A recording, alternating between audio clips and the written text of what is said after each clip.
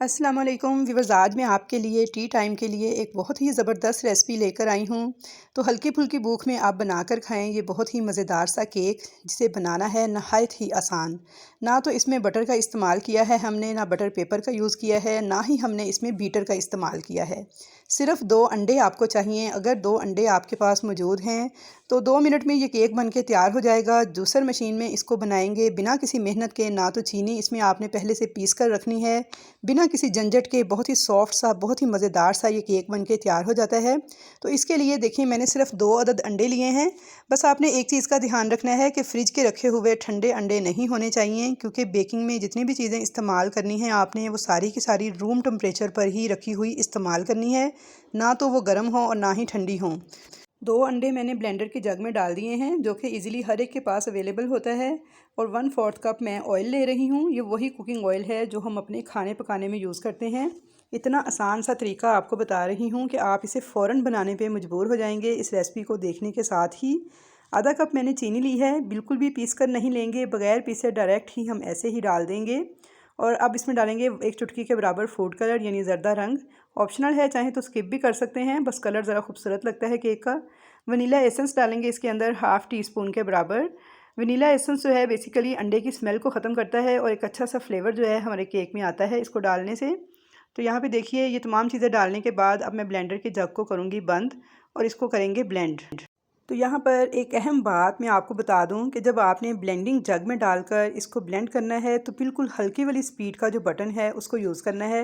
तेज़ स्पीड वाला बटन आपने यूज़ नहीं करना, बिल्कुल हल्की स्पीड पर आप इसको ब्लेंड करेंगे। 1 मिनट तक लगातार घड़ी से टाइम देखकर आपने इसको ब्लेंड कर लेना है। तो यहाँ पे देखिए मैंने इसे 1 मिनट तक लगातार चलाते हुए मशीन को बिल्कुल स्लो स्पीड पर ब्लेंड किया है। और अब इसको हम एक बाउल में निकाल लेंगे। तो जग में हमारे जो बैटर लगा हुआ है थोड़ा सा, इसमें हम डालेंगे 1/4 कप मैंने दूध लिया है। ये बिल्कुल नॉर्मल टेम्परेचर पर दूध है, पहले से उबला हुआ ठंडा दूध है, यानी नॉर्मल रूम टेम्परेचर पर, फ्रिज का रखा हुआ नहीं है।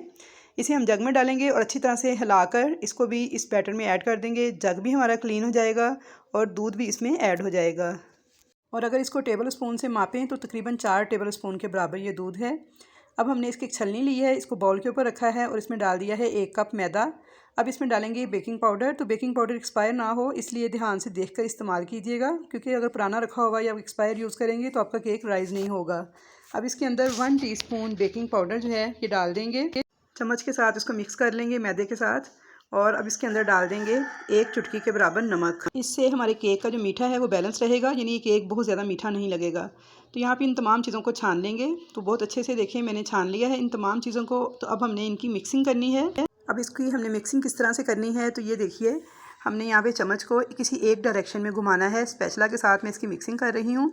आपने कोई सी एक डायरेक्शन जो है वो सेट कर लेनी है, फिर उसी डायरेक्शन में आपने इस चम्मच को घुमाते जाना है यहाँ तक कि ये सारे का सारा मैदा जो है अच्छी तरह से मिक्स हो जाए और इसके अंदर कोई भी गुठली या कोई भी लम्प वगैरह बाकी ना रहे। अब यहाँ पर एक गलती जो नॉर्मली लोग कर जाते हैं वो क्या है कि आपने फ़ौरन से इसकी मिक्सिंग स्टार्ट कर देनी है, वेट नहीं करना है, वरना मैदे की गुठलियाँ बन जाएंगी या इसमें लम्प्स आ जाएंगे और फिर वो मिक्स नहीं होंगे, आप जितना मर्ज़ी इसे घुमाते रहें। तो इसलिए आपने फ़ौरन से ही इसको मैदा डालने के साथ ही इसकी मिक्सिंग स्टार्ट कर देनी है।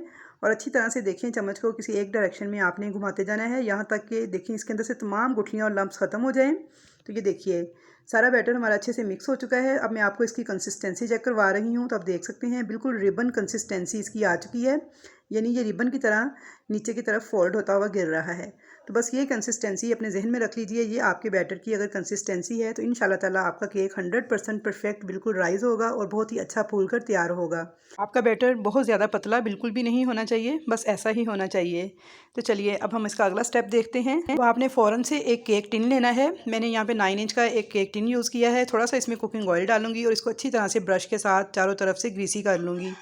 अगर आपके पास इस तरह का टिन ना हो तो आप इसे किसी भी बाउल के अंदर बना सकते हैं इस केक को। तो यहाँ पे देखिए अच्छी तरह से मैंने इसे ग्रीसी कर लिया है। और अब इसके अंदर हमने बटर पेपर यूज़ नहीं करना। आप चाहें तो बटर पेपर भी बिछा सकते हैं, लेकिन अगर बटर पेपर नहीं है किसी के पास या नॉर्मली घरों में अवेलेबल नहीं होता तो फिर आप इसको मैदे से डस्ट कर लें। उसके लिए क्या करेंगे, 1 टेबल स्पून मैदा डालेंगे और अच्छी तरह से इसे सब जगह फैला लेना है। तो देखें ये इसकी एक लेयर सी बन जाएगी और एक्स्ट्रा मैदे को हम झाड़ के इस तरह से निकाल लेंगे। इससे क्या होगा, हमारा जो केक है वो टिन के साथ चिपकेगा नहीं। तो टिन हमारा रेडी है। तो अब मैंने यहाँ पे लिए हैं क्योंकि हम टूटी फ्रूटी केक तैयार कर रहे हैं तो 2 कलर के मैंने टूटी फ्रूटी लिए हैं, साथ ही मैंने थोड़ी ड्राई चेरी ली है। इसके अंदर 1 टेबलस्पून मैदा डालेंगे और अच्छी तरह से इसे मिक्स कर लेंगे। इससे क्या होगा कि जो टूटी फ्रूटी केक बनाते वक्त अगर आप इसे डायरेक्ट डालेंगे तो ये सारे जाके नीचे तह में बैठ जाते हैं, यानी पैंदे में बैठ जाते हैं, पूरे केक में ये नज़र नहीं आते। लेकिन जब आप इसे इस तरीके से डालेंगे तो ये पूरे केक के अंदर इवनली फैल के आएंगे, जो कि दिखने में भी बहुत खूबसूरत लगेंगे और केक भी हमारा टेस्टी लगेगा। तो यहाँ पे देखिए मैंने 1 चम्मच मैदा डाल के इनको अच्छी तरह से मिक्स कर लिया है। तकरीबन 2 टेबलस्पून यहाँ पे रेड वाले थे टूटी फ्रूटी, 2 टेबलस्पून ही ग्रीन वाले थे और थोड़ी सी मैंने ड्राई चेरी ली थी। आप चाहें तो इसमें किशमिश, बादाम और अखरोट वगैरह भी यूज़ कर सकते हैं, जो भी आपके पास ड्राई फ्रूट्स अवेलेबल हों, लेकिन सबको आपने इस तरह से मैदे में कोट कर लेना है, 1 चम्मच मैदे में। यहाँ पे केक टिन भी रेडी है, टूटी फ्रूटी भी रेडी हो चुके हैं, लेकिन आपने ये काम जल्दी जल्दी करना है, बस 1 से 2 मिनट के अंदर अंदर। और अब हम चलते हैं अगले स्टेप की तरफ। अब यहाँ पे जो हमने बैटर तैयार किया है इसके अंदर हम ये टूटी फ्रूटी डाल देंगे। बस थोड़े से मैं बचा लूँगी, तकरीबन 1 चम्मच के बराबर, बाकी मैं सारे ही इसमें डाल दूँगी और एक दफ़ा अच्छी तरह से इसकी मिक्सिंग कर लूँगी ताकि ये पूरे बैटर में इवनली फैल जाए। तो चलिए अब इसे हम डालते हैं केक टिन के अंदर। तो यहाँ पे सारा बैटर मैं केक टिन में डाल लूँगी, अच्छी तरह से बाउल को साफ़ कर लेंगे। और अगर किसी को इस स्टेज पर किसी वजह से लगे कि मेरा बैटर ज़्यादा पतला है तो उसके अंदर आप 1 से 2 चम्मच मैदा डाल के इसकी जो कंसिस्टेंसी है इसको बैलेंस कर सकते हैं। तो यहाँ पे देखिए मेरा बाउल बिल्कुल खाली हो गया है। अब अच्छी तरह से इसे टैप किया है मैंने 1 से 2 बार और एक टूथपिक लेके अच्छे से इसमें घुमा लेंगे, इस तरीके से इसे चला लीजिएगा, इससे सारे जो एयर बबल हैं वो निकल जाएंगे। तो ये देखिए इस तरह से मैंने टूथपिक को इसके अंदर चला लिया है। अब थोड़े से जो टूटी फ्रूटी बचाए थे मैंने 1 से 2 चम्मच के बराबर, इसको हम इसके ऊपर डाल देंगे। ये बहुत ही देखने में खुशनुमा लगेंगे और हमारा केक बहुत ही खूबसूरत, बहुत ही ज़बरदस्त, दिलकश बन के तैयार होगा। तो यहाँ पे देखिए ये जो टूटी फ्रूटी अब मैं ऊपर डाल रही हूँ, क्योंकि हमने मैदे में कोट किए हुए हैं तो ये इसी तरह ही ऊपर ही रहेंगे। अगर आप इनको मैदे में कोट नहीं करेंगे तो आप थोड़ी देर बाद देखेंगे जैसे ही केक बेक होगा ये सारे के सारे नीचे तह में बैठ जाएंगे। तो इसलिए मैदे में ज़रूर कोट कीजिएगा। तो यहाँ पे देखिए मैंने सारे टूटी फ्रूटी ऊपर भी लगा लिए हैं। तो अब इसको बेक होने के लिए रखेंगे। तो एक अदद देगची मैंने 10 मिनट पहले मीडियम फ्लेम पे गर्म होने के लिए रखी हुई थी। इसके अंदर मैंने एक स्टैंड रख दिया है। अगर स्टैंड ना हो तो आप घर में यूज़ करने वाली कोई सी कटोरी या प्लेट भी रख सकते हैं स्टैंड के तौर पर। तो यहाँ पे देखिए देगची के अंदर स्टैंड रख के इसके ऊपर हमने रखना है इस केक टिन को, और इस केक टिन को चारों तरफ से देगची के साथ टच नहीं होना चाहिए। अब इसके ऊपर कवर दे के बंद कर देंगे और ऊपर एक मोटा कपड़ा डाल देंगे ताकि इसकी गर्म हवा बाहर ना निकल सके, और बिल्कुल दम वाले फ्लेम पर इसे 45 मिनट्स तक बेक करेंगे। जैसे चावलों को दम लगाते हैं और फ्लेम होता है, बस उतना ही फ्लेम इसके नीचे रखेंगे।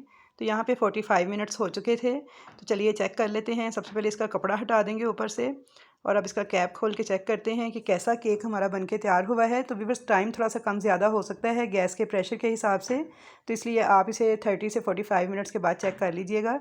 तो यहाँ पे देख सकते हैं आप कि माशाल्लाह से हमारा बहुत ही ज़बरदस्त किस्म का केक राइज़ हुआ है। कलर आप इसका चेक करें, बिल्कुल ऐसे लग रहा है कि जैसे हमने इसे ओवन में बेक किया है।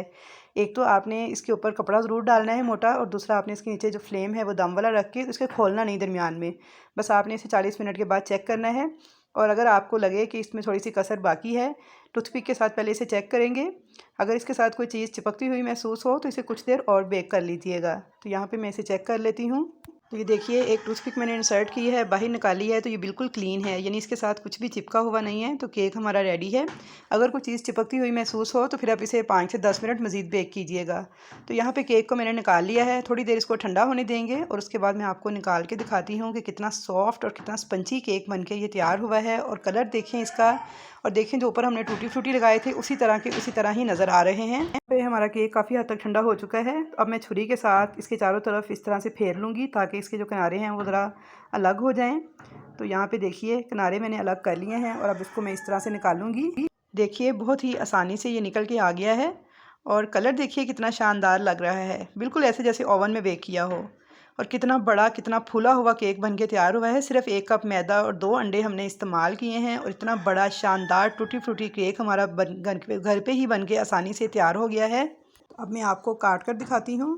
तो ये देखिए इसकी मैंने कटिंग कर ली है। तो बहुत ही ज़बरदस्त किस्म का सॉफ्ट और स्पंजी केक बनके तैयार हुआ है। तो बिना किसी मेहनत के जूसर मशीन में ये केक हमने बनाकर तैयार किया है। बेकरी से कई गुना बेहतर और सस्ता केक, बिल्कुल सॉफ्ट है। आप देख सकते हैं, मैं आपको तोड़ के दिखा रही हूँ कि अंदर से बिल्कुल जालीदार, पका हुआ और स्पंजी केक बन के रेडी हुआ है। बहुत ही ज़्यादा सॉफ्ट है और खाने में इतना मज़ेदार है कि मुंह में डालते ही घुल जाए। तो आई होप व्यूअर्स कि आपको ये रेसिपी ज़रूर पसंद आएगी। अगर रेसिपी पसंद आए तो वीडियो को लाइक ज़रूर कीजिएगा और चैनल पर अगर नए हैं या फर्स्ट टाइम चैनल को वॉच कर रहे हैं तो इसे सब्सक्राइब भी कर लीजिएगा। तो ये देखिए इसकी सॉफ्टनेस चेक करें।